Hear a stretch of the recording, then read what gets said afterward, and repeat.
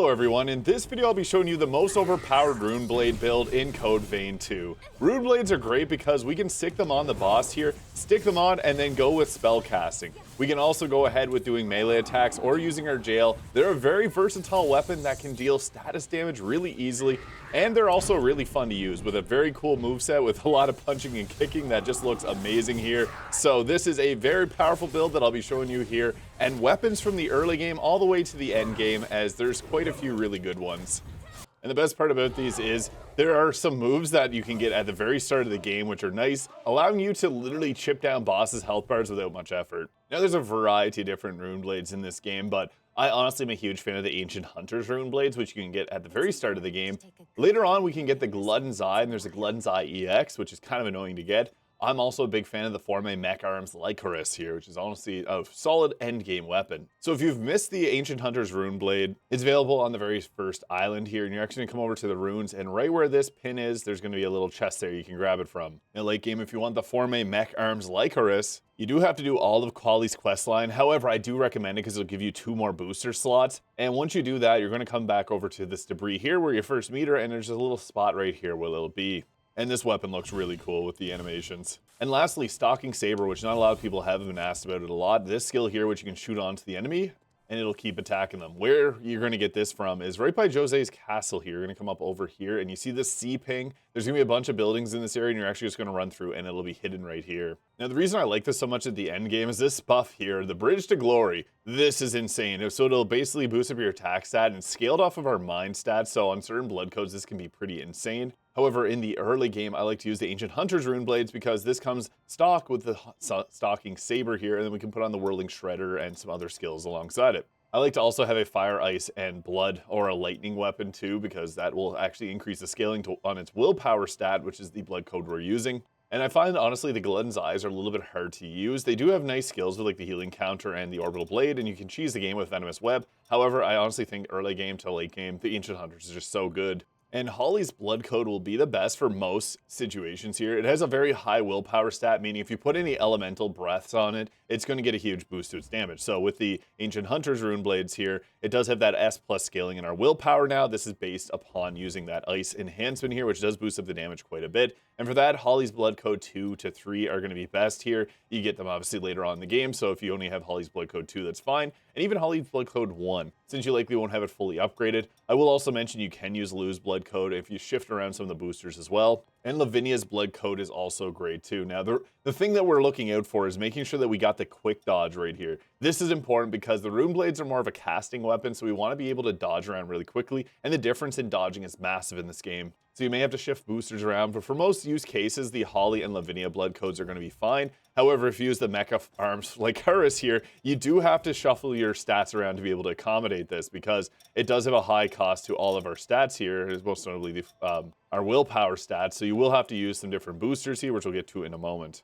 I also want to mention that the Blood Rune is a really fun weapon. It does have S scaling in the mind and willpower, but I find that the damage output from that compared to some of the other weapons just isn't really there. I personally like VK Rune Blades, the Ancient Hunters, which I just find to be an easy one to use, and the Formae Lycoris. One last thing I do want to mention with Holly's blood code is her Vitality Margin 8. In order to get this, we would have to use a booster to get that up higher. But this lets you use your skills by using health instead of Ichor, so this can be kind of crazy because you can spam some skills. With Lavinia's blood code being better if we want to apply statuses, because we can actually do this really easily and also apply it to multiple enemies. And we would also have the willpower margin to get Ichor back on applying status ailments.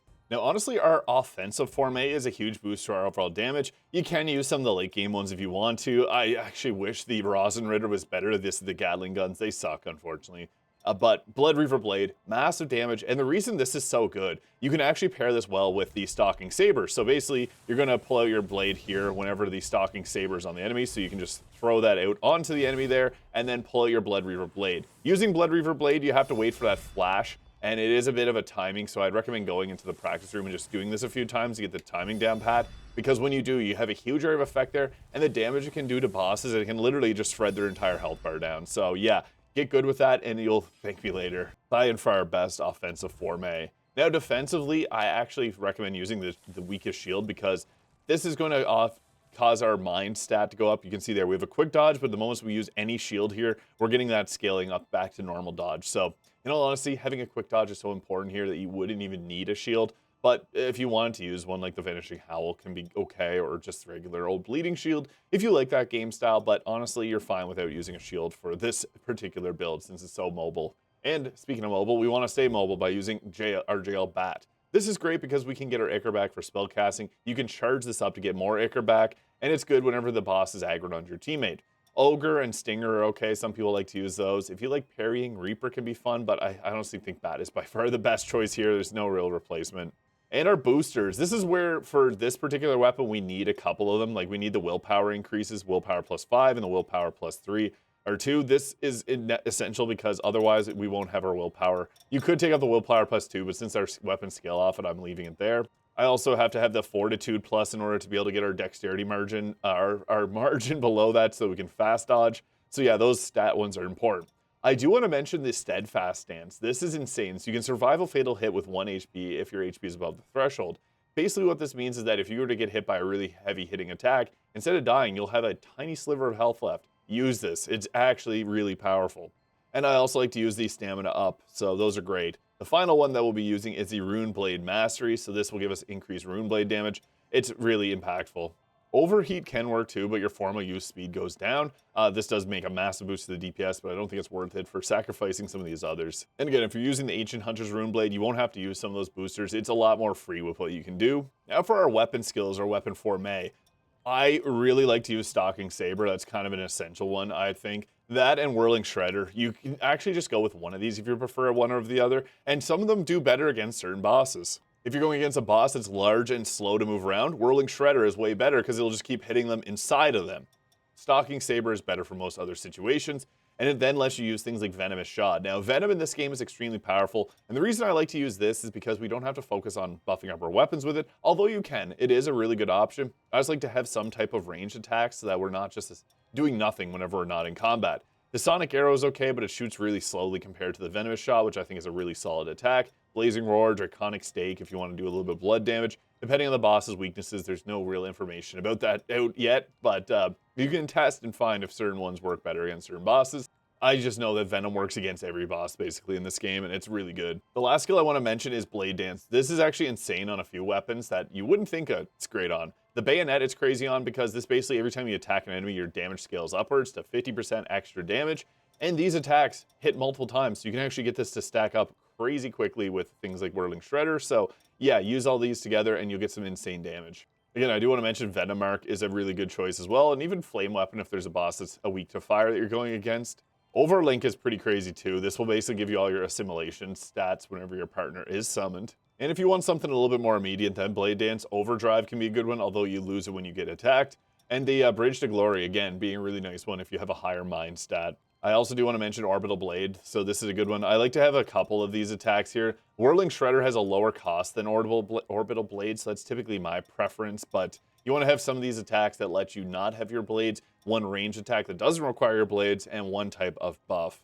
So whether you do Whirling Shredder, Stalker Sabre, with the other types, I guess Ice Spikes on this one. I meant to Blade Dance there. So this is one nice loadout, or you can go with 2 attacks, 1 buff, and 1 range attack. And also recommend using poisonous weapon salves as well, because this will let you not have to put venom on your weapon. It won't be as strong, but it's still good.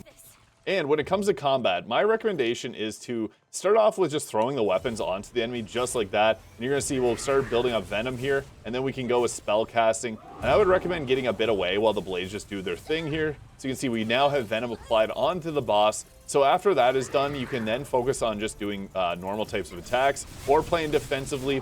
And if you get your vigor or your Ichor back, you can then use things like your Blood Reaver Blade, which will likely just finish off the boss at that point. So yeah, Venom is actually pretty insane in this game. You can see there it's still continuously just doing more and more damage onto the boss, and you don't have to really focus on too much. And then we can use the Blood Reaver Blade to finish them off here. I didn't get the perfect timing off on that, but yeah, it's a very powerful attack once you get that perfectly done here with that. And you can see we finally finished them off there. So yeah, this is an insanely powerful Rune Blades build. I do think that the best is actually the Bayonet in this game, so you can check out my build guide on that if you're curious. Hit the subscribe button below if this video is useful, and I hope you guys all have an amazing day.